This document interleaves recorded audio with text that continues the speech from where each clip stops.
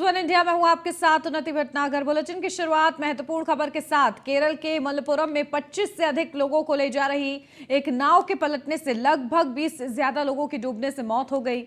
यह हादसा तन्नूर के तूवलतिरम पर्यटन स्थल पर हुआ है। प्रधानमंत्री नरेंद्र मोदी ने मृतकों के परिवारों के प्रति संवेदना व्यक्त की है और प्रधानमंत्री राष्ट्रीय राहत कोष से 2 लाख रुपए की सहायता राशि देने की घोषणा की है। तो नाव पलटने से यह बड़ा हादसा, और इस हादसे पर प्रधानमंत्री नरेंद्र मोदी ने अपनी संवेदनाएं प्रकट की हैं और मृतकों के परिजनों को 2 लाख रुपए आर्थिक सहायता देने का भी ऐलान किया है। तो केरल के मलप्पुरम में यह बड़ा हादसा हुआ है। नाव पलटने की वजह से 19 लोगों की मौत हो गई है इस हादसे में।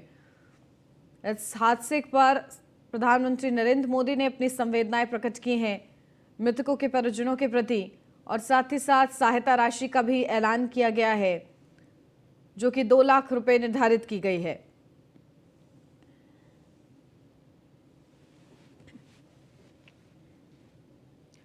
रक्षा मंत्री राजनाथ सिंह आज चंडीगढ़ दौरे पर रहेंगे। इस दौरान रक्षा मंत्री राजनाथ सिंह कई कार्यक्रम में शिरकत करेंगे। सुबह 10:30 बजे राजनाथ सिंह एयरपोर्ट पर पहुंचेंगे। यहां से सीधा सेक्टर 18 स्थित सरकारी प्रेस इमारत में बनाए गए वायुसेना हेरिटेज सेंटर पहुंचेंगे और उद्घाटन करेंगे। यह देश का पहला वायुसेना विरासत केंद्र है जिसका उद्घाटन रक्षा मंत्री करेंगे। यहां उनका लगभग 1.25 घंटे का कार्यक्रम निर्धारित है। तो रक्षा मंत्री राजनाथ सिंह का चंडीगढ़ दौरा, 10 बजे राजनाथ सिंह एयरपोर्ट पर पहुंचेंगे। देश के पहले वायुसेना विरासत केंद्र का उद्घाटन करेंगे। तो रक्षा मंत्री राजनाथ सिंह का यह खास चंडीगढ़ का दौरा, इस दौरान विशेष कार्यक्रम उनका निर्धारित है। 10 बजे राजनाथ सिंह एयरपोर्ट पर पहुंचेंगे। देश के पहले वायुसेना विरासत केंद्र का उद्घाटन करेंगे।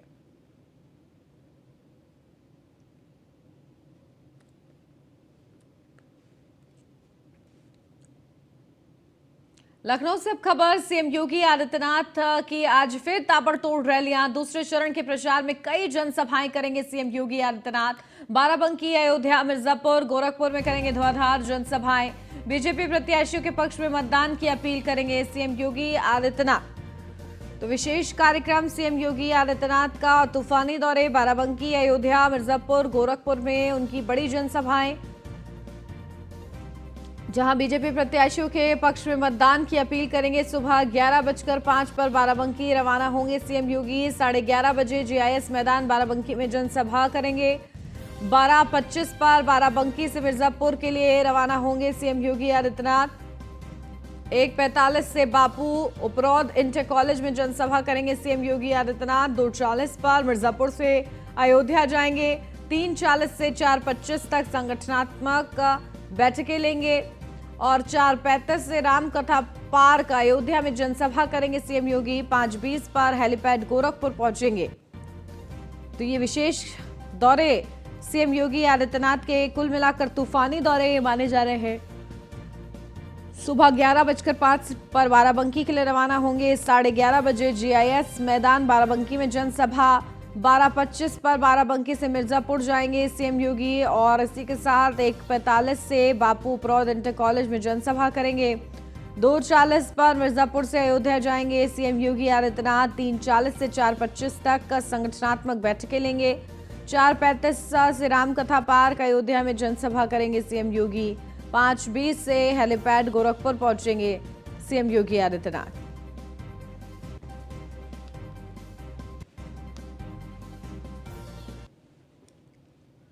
लखनऊ से अब खबर। डिप्टी सीएम ब्रजेश पाठक आज कई जिलों के दौरे पर रहेंगे। सोनभद्र, भदोही और अयोध्या में जनसभाएं करेंगे डिप्टी सीएम ब्रजेश पाठक।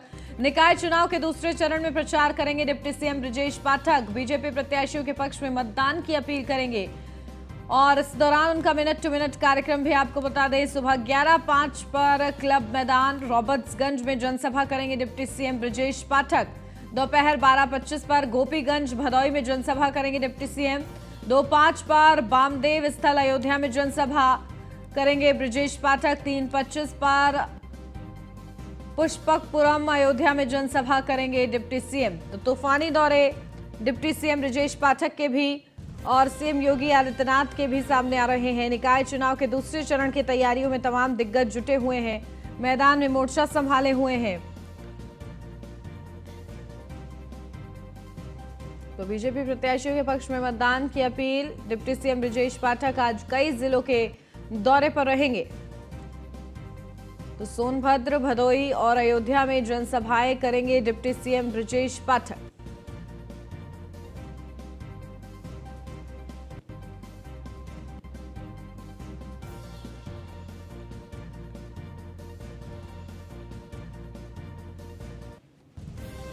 तो सुबह 11:05 क्लब मैदान रॉबर्ट्सगंज में जनसभा करेंगे डिप्टी सीएम ब्रजेश पाठक।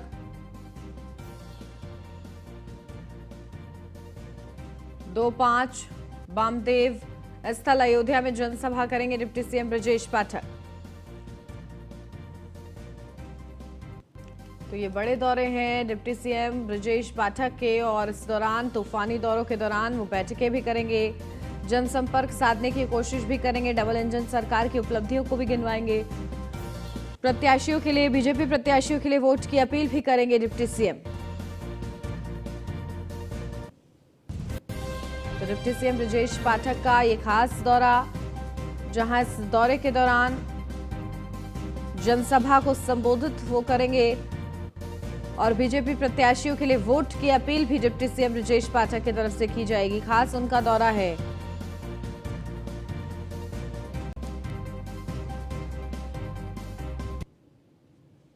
लखनऊ से अब खबर, आज कई जिलों के दौरे पर रहेंगे डिप्टी सीएम केशव प्रसाद मौर्य। निकाय चुनाव के दूसरे चरण में प्रचार करेंगे डिप्टी सीएम केशव प्रसाद मौर्य।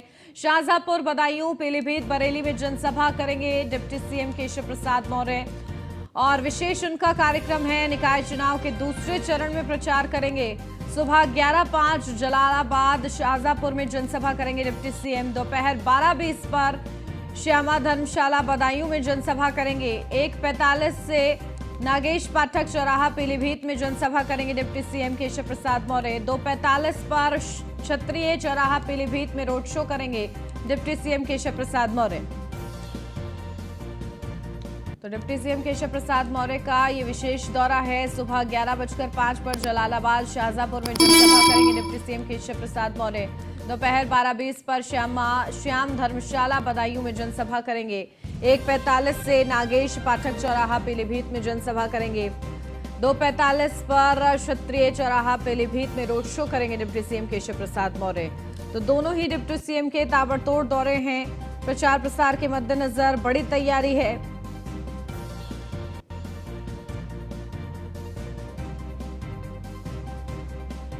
और प्रचार किया जा रहा है, जहां एक तरफ डबल इंजन सरकार की उपलब्धियों को गिनाने का प्रयास हो रहा है, तो वहीं बीजेपी प्रत्याशियों के लिए वोट की अपील भी हो रही है।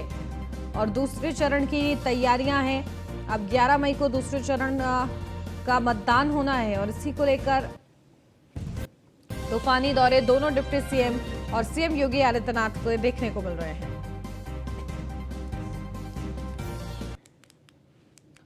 बढ़ते आगे, यूपी बीजेपी अध्यक्ष भूपेंद्र चौधरी आज कई जिलों के दौरे पर रहेंगे। अमेठी, अंबेडकर नगर के प्रवास पर रहेंगे भूपेंद्र चौधरी। निकाय चुनाव में प्रत्याशियों के पक्ष में करेंगे रोड शो और जनसभा। सुबह 11:30 बजे जायज में रोड शो करेंगे भूपेंद्र चौधरी। दोपहर 12:50 पर रणंजय कॉलेज, गौरीगंज में रोड शो करेंगे।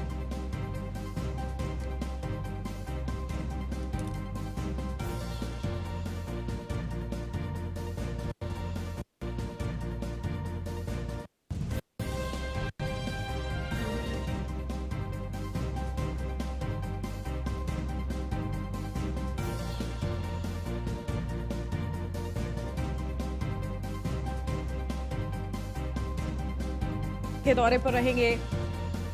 अमेठी, अंबेडकर नगर के प्रवास पर रहेंगे भूपेंद्र चौधरी। निकाय चुनाव में प्रत्याशियों के पक्ष में करेंगे रोड शो और जनसभा। तो देखिए, लगातार निकाय चुनाव को लेकर तमाम दिग्गज मैदान में उतरे हुए हैं, और भूपेंद्र चौधरी प्रदेश अध्यक्ष होने के नाते बड़ी भूमिका निभा रहे हैं इस निकाय चुनाव में, जहां इस पूरे निकाय चुनाव की रणनीति को लीड कर रहे हैं। और ऐसे में आज भी उनका ये दौरों के माध्यम से, अलग अलग जिलों के दौरे के माध्यम से वो रणनीति को और मजबूत करेंगे, पार्टी को और मजबूती देंगे दूसरे चरण के चुनाव से पहले।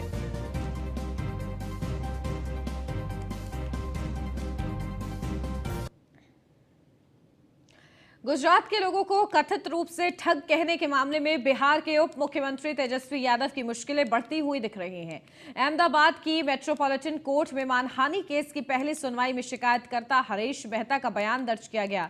Additional chief metropolitan magistrate DJ Parmar ने मेहता के बयान को रिकॉर्ड पर लिया है। इस दौरान मेहता के वकील ने कोर्ट से समन जारी किए जाने की मांग की। इस मामले को लेकर आज कोर्ट में सुनवाई होगी। तेजस्वी यादव ने मार्च महीने के आखिर में विधानसभा परिसर में मीडिया से बात करते हुए गुजरात के लोगों के बारे में टिप्पणी की थी। तेजस्वी ने कहा था कि आज के हालात में देखा जाए तो सिर्फ गुजराती ही ठग हो सकते हैं। तेजस्वी यादव के इसी बयान को लेकर अहमदाबाद के व्यापारी और सामाजिक कार्यकर्ता हरीश मेहता ने कोर्ट में 26 अप्रैल को मानहानि का मुकदमा किया था। मानहानि के मामले में कांग्रेस नेता राहुल गांधी को दोषी ठहराने वाले सूरत के मुख्य न्यायिक मजिस्ट्रेट हरीश हसमुख भाई वर्मा समेत गुजरात के 68 अवर न्यायिक अधिकारियों की प्रमोशन को चुनौती देने वाली याचिकाओं पर आज सुप्रीम कोर्ट में सुनवाई होगी। याचिका में योग्यता सहवरिष्ठता सिद्धांत की कथित अवहेलना के आधार पर प्रमोशन को चुनौती दी गई है।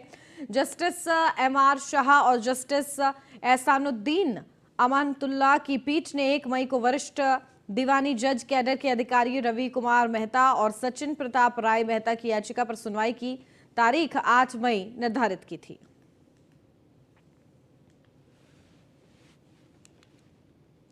मणिपुर हिंसा का मामला अब सुप्रीम कोर्ट में पहुंच गया है। सुप्रीम कोर्ट में आज उच्च न्यायालय के फैसले को चुनौती देने वाली याचिकाओं पर सुनवाई होगी। बीजेपी नेता डिंगालुंग गंगमई ने सुप्रीम कोर्ट में यह याचिका दायर की है। इसमें कहा गया है कि हाईकोर्ट ने इसके असली मुद्दों को सही तरह से नहीं समझा है।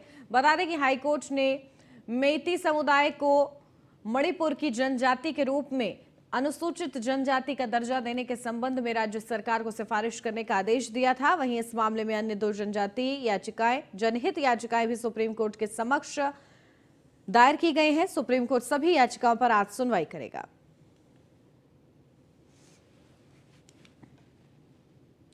हाथरस से अब खबर जिलाधिकारी और पुलिस अधीक्षक के नेतृत्व में निकला फ्लैग मार्च। नगर निकाय चुनाव के मद्देनजर आरएएफ और पुलिस के जवानों ने निकाला फ्लैग मार्च। जवानों ने शहर के बाजारों में किया फ्लैग मार्च। लोगों से भयमुक्त और निडर होकर मतदान करने की अपील की। चुनाव में बढ़ चढ़कर मतदान करने के लिए प्रोत्साहित किया गया। तो जवानों ने शहर के बाजारों में फ्लैग मार्च किया है। शांति व्यवस्था बनाए रखने के लिए लोगों से भय मुक्त और निडर होकर मतदान करने की अपील की गई है। चुनाव में बढ़ चढ़कर मतदान करने के लिए प्रोत्साहित भी किया गया है। तो हाथरस से खबर जहां जिलाधिकारी और पुलिस अधीक्षक के नेतृत्व में ये फ्लैग मार्च किया गया है।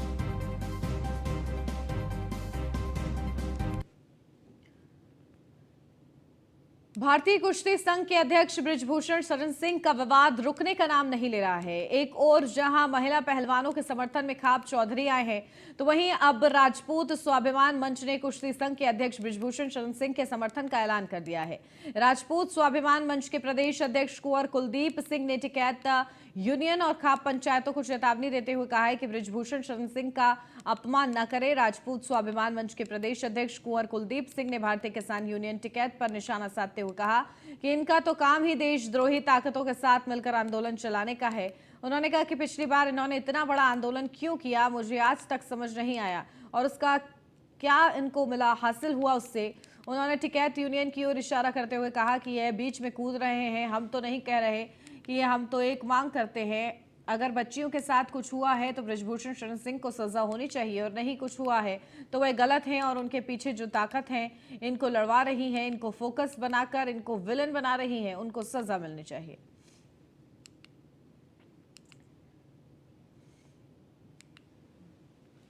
उसका मामला है खिलाड़ियों ने कुश्ती महासंघ अध्यक्ष पर अपने यौन शोषण के आरोप लगाए हैं। अब से पहले वो जनवरी में धरने पर बैठे थे। जनवरी में उन्होंने कहा था कि हम लोग अध्यक्ष के कामकाज से संतुष्ट नहीं हैं। उसके वजह से खेल मंत्रालय ने एक कमेटी गठित की थी। उसकी अध्यक्ष मैरी कॉम, जो खुद एक एथलीट हैं, वो थी। एथलीट जो मैरी कॉम की अध्यक्षता में हुई थी, उसमें बयानात हुए, सब चीज़ हुई। उसमें एक अंग्रेजी अखबार के माध्यम से ये पता चला है कि विनेश फोगाट जो पहलवान है, उनके बयानों में विरोधाभास पाया गया, क्योंकि उन्होंने ये कहा था कि 2015 में अध्यक्ष जी ने मेरे साथ गलत तरीके से छुआ, जबकि फिर पाया गया कि 2015 में, जहां टर्की की जो घटना बता रही हैं, 2015 में टर्की में अध्यक्ष जी गए ही नहीं थे। अब इसके में राजनीतिक रूप को रंग दिया जा रहा है कि लोक दल के अध्यक्ष जयंत चौधरी जी वहाँ पहुँच रहे हैं। अभी भारतीय किसान यूनियन के जो टिकैत वाली यूनियन है ये गए हैं, सरुखा पंचायत गई है। तो इसे जाट वर्सेस राजपूत क्यों बनाया जा रहा है, मुझे ये समझ में नहीं आ रहा है। मैं इस चीज़ से बहुत जो है आहत हूँ कि जाट, क्योंकि जातीय विद्वेष फैलाने में इन्हें क्या मजा आ रहा है। खिलाड़ी होता है, खिलाड़ी का कोई धर्म नहीं होता है, लेकिन उन्हें केवल इसलिए कि राजपूत अध्यक्ष है, ब्रजभूषण सिंह राजपूत है, तो राजपूत स्वाभिमान मंच का ये कहना है कि अगर आप इसीलिए कि लड़कियां महिलाएं जाट हैं और अध्यक्ष राजपूत है, आप इसीलिए जो है जंतर मंतर में उन्हें समर्थन दे जा रहे हो, तो गलत हो। हम भी ब्रजभूषण सिंह को समर्थन देते हैं।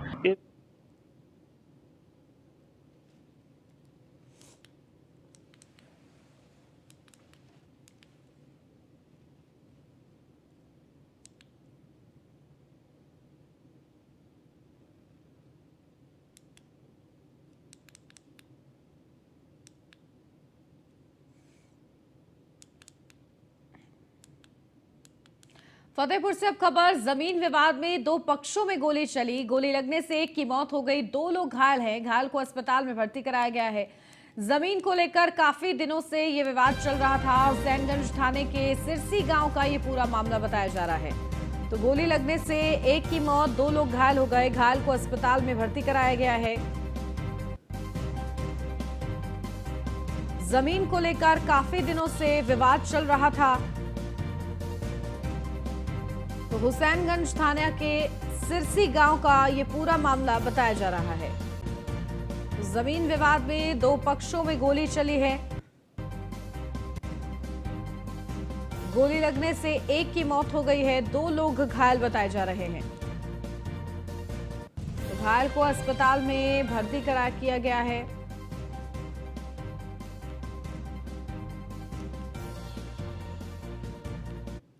करीब 1 बजे थाना हुसैनगंज के सिरसी गांव में एक जमीनी मैटर को लेकर के दो पक्षों में विवाद हुआ।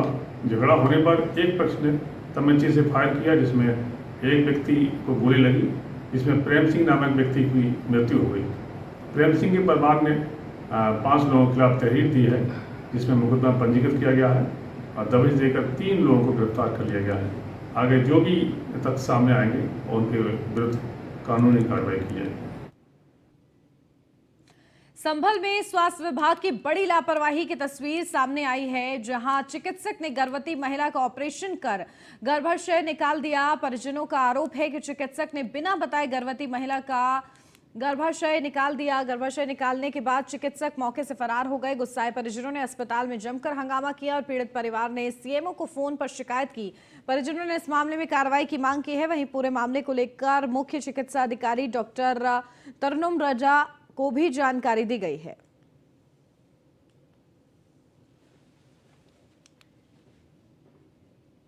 हापुड़ के कपूरपुर थाना पुलिस ने अवैध हथियार बनाने की फैक्ट्री का पर्दाफाश किया है। साथ ही 2 लोगों को गिरफ्तार किया है। आरोपी ऑन डिमांड अपराधी किस्म के लोगों को हथियार सप्लाई करते थे। पिलखुआ डीएसपी वरुण मिश्रा ने बताया कि आरोपी अवैध तमंचे को 5-6 हजार रुपए में बेचकर आर्थिक लाभ कमाते थे।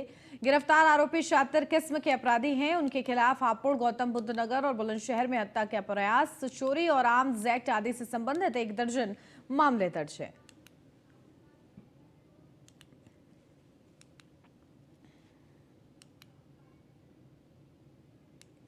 आप खबर कन्नौज जिले से है। 2 दिन से लापता 7 साल की मासूम की कथित हत्या की गई। शत विक्षिप्त हालत में मासूम का शव खेत में मिला। 4 मई को चचेरी बहन की शादी से मासूम लापता हो गई थी। परिजनों को निवस्त्र हालत में मासूम का शव मिला। बच्ची के शरीर पर कई निशान देखे गए। मासूम की आंखों पर चोट के निशान हैं और पैर पर गहरे घाव के निशान देखे जा रहे हैं। इसे लेकर परिजनों ने दुष्कर्म के बाद हत्या की आशंका जताई है। पूरा घटना तालग्राम थाना क्षेत्र का है।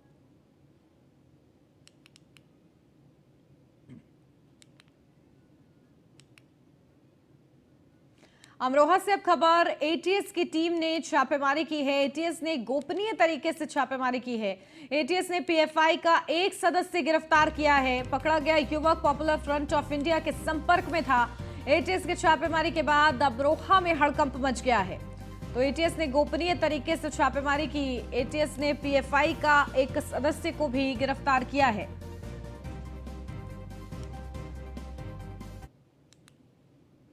मेरठ से अब खबर, स्टंटबाजी करते युवक का वीडियो वायरल। पुलिस चौकी के पास स्टंट कर रहा युवक नाबालिग बच्चों को बाइक पर बैठाकर स्टंटबाज बच्चों को कंधे पर बैठाकर दे रहा मौत को दावत। राहगीर ने स्टंटबाजी का वीडियो बनाकर वायरल किया। सरधना थाना क्षेत्र के कस्बा चौकी के पास का ये पूरा वीडियो बताया जा रहा है। तो नाबालिग बच्चों को बाइक पर बैठाकर स्टंट किया। स्टंटबाज बच्चों को कंधे पर बैठाकर दे रहा मौत को दावत।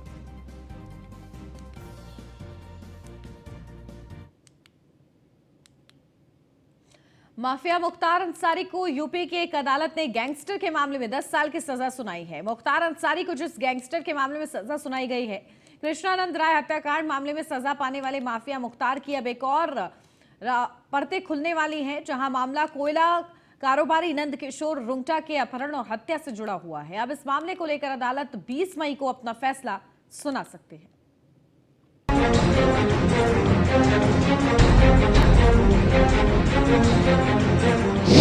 बाबा का हंटर, माफिया कांप रहे थर-थर। खुलकर किए अपराध, जेल में ही रहेगा मुख्तार। माफिया पर योगी का प्रहार, जेल में छटपटा रहा मुख्तार। एक्शन का रिएक्शन, मुख्तार की बढ़ी टेंशन। माफिया अतीक की हत्या के बाद यूपी का दूसरा खूंखार माफिया कांप रहा है। बाबा के एक्शन को देख उसका दम घुटने लगा है। उसकी रातों की नींद गायब हो चुकी है। जुर्म के रथ पर सवार रहने वाला मुख्तार बेबस और लाचार नजर आ रहा है। यूपी में दबंगई की फैक्ट्री चलाने वाला सरगना आज अकेला पड़ गया है। उसे उसके कुकर्मों की सजा मिल रही है। एक समय में मुख्तार के आतंक का रसूख इस कदर था कि उसके डर से सरकारें थर-थर कांपती थी। अपने काले साम्राज्य का वो बेताज बादशाह था, लेकिन राज्य की बागडोर संभालने वाले सीएम योगी हैं कि मानते ही नहीं।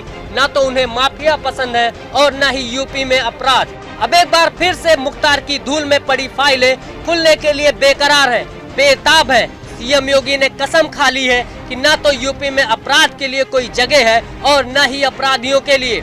इसीलिए तो उन्होंने सदन के बीच शपथ लेते हुए कहा था कि अपराध की आंधी चलाने वाले माफियाओं को मिट्टी में मिला दूंगा। ये वही मुख्तार है जो खुली जीप में बैठकर आतंक की खुली दुकान चलाता था। इसके गुनाहों की कुंडली बहुत बड़ी है। इसके गुनाह गिनते गिनते आपकी उंगलियां कम पड़ जाएंगी, लेकिन इसके गुनाह है कि खत्म ही नहीं होंगे। आज ये माफिया चुप है, गुमसुम है, लाचार और असहाय नजर आ रहा है। माफिया मुख्तार अंसारी को यूपी की एक अदालत ने गैंगस्टर मामले में 10 साल की सजा सुनाई है। कृष्णानंद राय हत्याकांड मामले में सजा पाने वाले माफिया मुख्तार की अब एक और फाइल खुलने वाली है। मामला कोयला कारोबारी नंद किशोर रुंगटा के अपहरण और हत्या से जुड़ा हुआ है। अब इस मामले को लेकर अदालत 20 मई को अपना फैसला सुना सकती है। विधायक मुख्तार अंसारी ने विश्व हिंदू परिषद के कोषाध्यक्ष और कोयला कारोबारी नंद किशोर रुंगटा का अपहरण कराया था। इसके पीछे उसकी मंशा चुनाव लड़ने के लिए पैसों का इंतजाम करना था। 5 करोड़ की फिरौती के लिए मुख्तार ने अपने गुर्गे 5 लाख के इनामिया अताउर रहमान उर्फ बाबू को इस वारदात को अंजाम देने के लिए काम पर लगाया था। ये 90 का दशक था जब नंद गोपाल की कोयला व्यापार में तूती बोलती थी।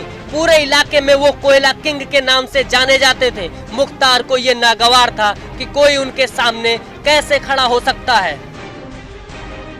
22 जनवरी 1997 की सुबह मुख्तार ने अपने साले को काम पर लगा दिया और नंद किशोर का अपहरण करवा लिया। मामले में मांगी 5 करोड़ की फिरौती। लाचार और बेबस परिवार ने मुख्तार गैंग को 1.5 करोड़ रुपए दे भी दिए, लेकिन ये पैसे नंद किशोर को छुड़ाने के लिए काफी नहीं थे। इसके बाद मुख्तार गैंग ने बेरहमी से नंद किशोर रुंगटा की हत्या कर दी। मुख्तार की इस दबंगई के पीछे उसका राजनीतिक रसूख भी था। सपा हो या बसपा, दोनों पार्टियों में उसका अच्छा खासा असर देखने को मिलता था। लेकिन साल क्या बदला, माफिया मुख्तार का पूरा समय ही बदल गया। सियासत के रंगमंच पर सफेद कद्दर पहनकर सियासत करने वाला माफिया गुनाहों की सजा काट रहा है। जराइम के दुनिया के इस बेताज बादशाह की योगी सरकार ने बोलती बंद कर दी। मुख्तार की करीब 400 करोड़ की संपत्ति पर योगी सरकार का बुलडोजर चल चुका है। बेटा और बहू दोनों सलाखों के पीछे है। पत्नी 25,000 की इनामी और मोस्ट वांटेड बन चुकी है और मुख्तार को अतीक का अंत जेल की सलाखों के अंदर बार बार बेचैन कर रहा है। भाई अब जाल की सांसदी जा चुकी है और 4 साल की सजा काट रहा है। ये योगी सरकार की जीरो टॉलरेंस की नीति है कि माफियाओं के खिलाफ चल रहे मुकदमों के लिए फास्ट ट्रैक कोर्ट बनाकर सुनवाई हो रही है। गवाहों के आधार पर कोर्ट सजा का फरमान सुना रहा है। Bureau report, news 1 India.